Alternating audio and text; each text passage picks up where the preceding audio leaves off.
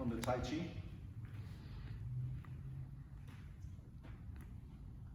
Grass bird's tail. A lot of old-time boxing used to just stop the shoulders. And people go, oh, you watch George Foreman and so on, and you'll see their gloves, and they're just pushing the shoulders. And that's called an extended guard, because this is all very well. This is all very well in practice in boxing. It's fine, this kind of shell guard there. But that's, with bare knuckles, it's as bad as just being punched in the face, or almost as bad. So bare knuckle boxing always had an extended guard. The extended guard isn't just holding it out there, it's actively using it. It doesn't just stay there statically. And so this is part of an extended guard. You notice it moves, it does stuff. An extended guard can be a sort of a punch as he's punching. And I'm not necessarily punching him, but I'm punching out. But my guard's getting in the way. And this is part of that extended guard.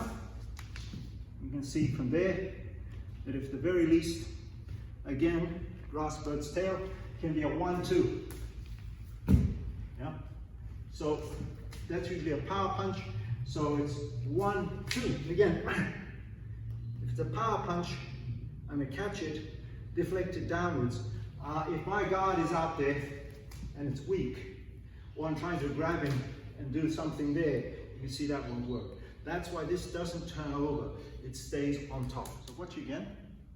Here, there, there. Do you notice my body collapses a little? Just shift sideways.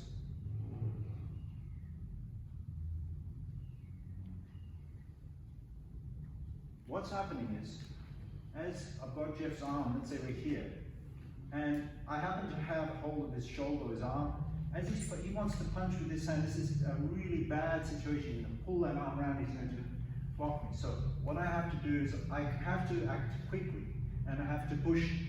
Unlike if I wish to just control Jeff and pull him, I really want to do that, because it breaks the structure. Watch again. I pull, nothing happens, it's resistance. But when I twist his arm that way, now I can pull, okay? I can pull a lot easier than just straight pulling, it's almost impossible. That is tempting, don't think that.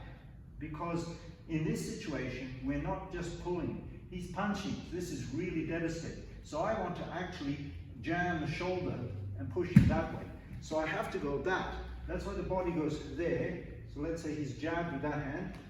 I've got this hand pushing this way, just to the quarter line. Yeah. 1. And now from there, he's starting to punch. I've got the shoulder. He could be pulling away, but I want to collapse that in, which is really important, because that's my only chance of avoiding.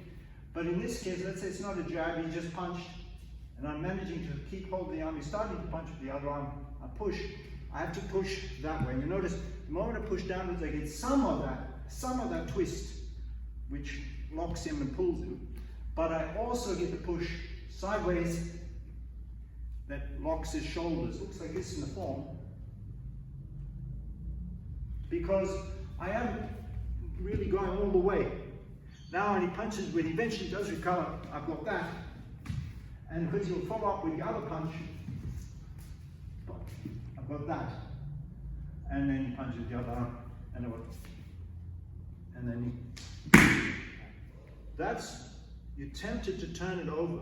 And that does happen in this part of the movement, doesn't it? Where you've got here. Because there, I have turned his arm. And now as I come up, I block the arm. Or if he's not punching, I simply hit. And it's when he's pulling that I bring this arm, leg up. If I look that, I get off balance. But if I move that arm, that leg, sorry, it simply slows down the whole movement, and so that is a different concept. We're tempted to do that here, but we're really focusing in the initial instance with a grass bird's tail on pushing a partner off balance. So I punch Jeff, or he's got my arm, he deflects it this one. Let's say I'm starting to control that shoulder. I want to do that, and that's what he wants to do. He wants to interrupt that natural process. So as soon as I start to push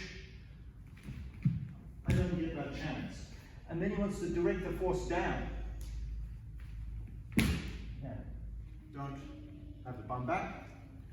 Watch, if I pull back and Andrew rushes at me, I'm off balance. Instead, I want the weight to be not with the bum back, but the weight to move evenly over. So this is loaded like a spring. There, that way, I pull and he rushes at me. Notice I've got that spring in the back leg. So that if he abandons it, just pushes into me, I've actually got a really good spring there. So he's pushing into that spring. But if my bum is back, I've got a curved upper back, I fall directly into that hole that I've created. First play guitar is against the jab, and it's the left hand forwards. So that's fine. It's Clayton's gap. As Jeff punches, yeah, it looks like he's going to land, it doesn't. The second one comes in at the end of these ones, and it's on the right hand. And the reason is because he's now facing up a big right cross. And at the same time as he does his hand turn, a little wiggle, dragon body, and from there, moving in.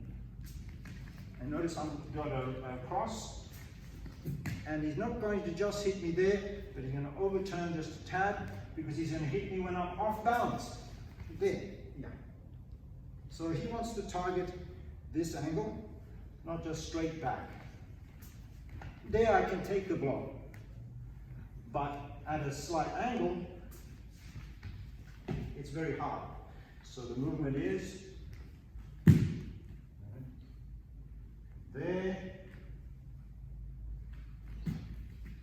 There's your strike. He's not just going to hit me straight, but he's going to go for a spleen strike